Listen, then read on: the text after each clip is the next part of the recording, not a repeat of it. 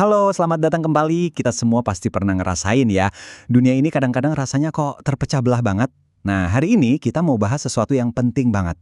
Sebuah kerangka kerja buat membangun solidaritas. Kita bakal gali bareng-bareng prinsip-prinsip intinya yang siapa tahu bisa mengubah cara kita berhubungan satu sama lain.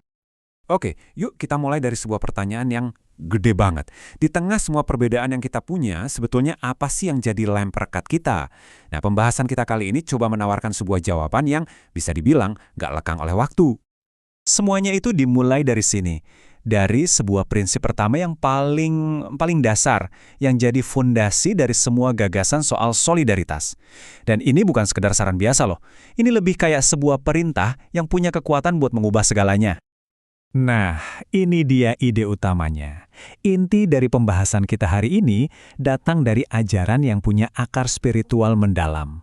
Ini tuh kayak jadi standarnya, patokannya. Sebuah standar cinta yang jadi teladan, yang seharusnya jadi dasar dari semua tindakan dan cara kita memandang orang lain.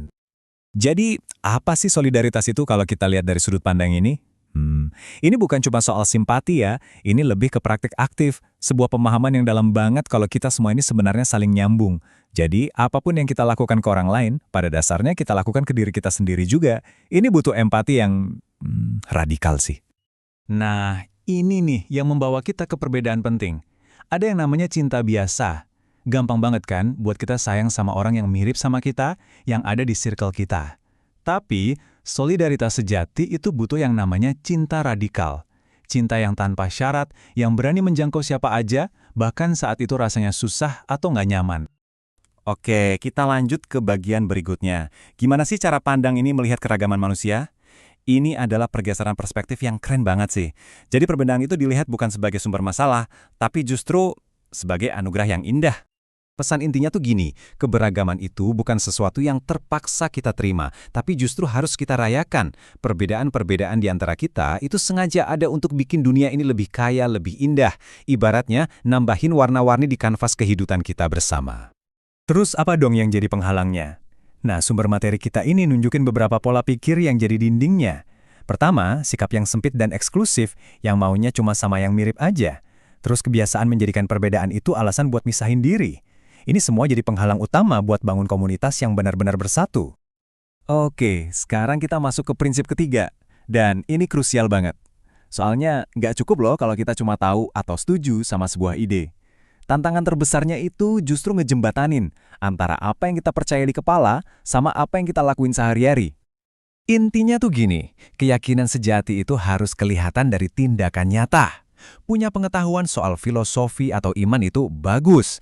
Tapi itu semua harus turun ke jalan, harus kelihatan dari cara kita ngobrol sama kasir di minimarket, cara kita nyapa tetangga, atau bahkan cara kita berinteraksi sama orang yang nggak kita kenal.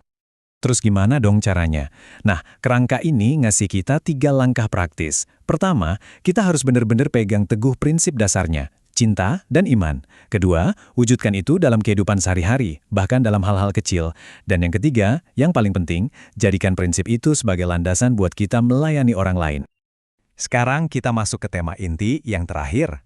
Ini soal gimana kita seharusnya merespons kalau lihat orang lain bikin salah atau gagal. Ini tentang sebuah pilihan sadar yang kita ambil setiap kali kita berinteraksi sama orang lain. Dan kalimat ini ngerangkum semuanya dengan pas banget.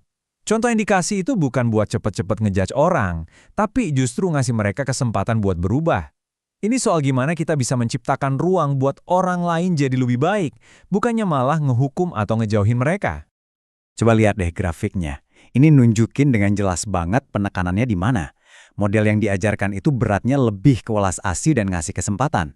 Jauh lebih besar daripada kecenderungan alami kita buat langsung menghakimi. Oke, kita udah mau sampai di akhir nih. Yuk, sekarang kita rangkum semua pelajaran penting tadi jadi semacam tantangan solidaritas yang bisa kita bawa pulang dan coba terapkan. Jadi, anggap aja ini toolkit solidaritas buat kita semua. Isinya ada 4. 1. Praktikan cinta yang radikal, tanpa syarat. 2. Rangkul keragaman sebagai sebuah kekuatan. 3. Ubah apa yang kamu tahu jadi tindakan nyata. Dan 4. Selalu pilih ulas asih, bukan penghakiman. Inilah pilar-pilarnya. Dan sebagai penutup, saya mau kasih satu pertanyaan buat direnungkan. Ini bukan konsep yang ngawang-ngawang ya, tapi tantangan yang sangat pribadi dan nyata. Coba pikirkan, siapa satu orang yang bisa kamu tunjukkan solidaritasmu hari ini?